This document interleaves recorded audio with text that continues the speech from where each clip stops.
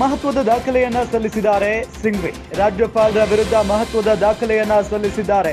ಮಾಜಿ ಸಚಿವೆ ಶಶಿಕಲಾ ಜೊಲ್ಲೆಗೆ ಸಂಬಂಧಪಟ್ಟಂತ ದಾಖಲೆಯನ್ನ ಸಲ್ಲಿಸಲಾಗಿದೆ.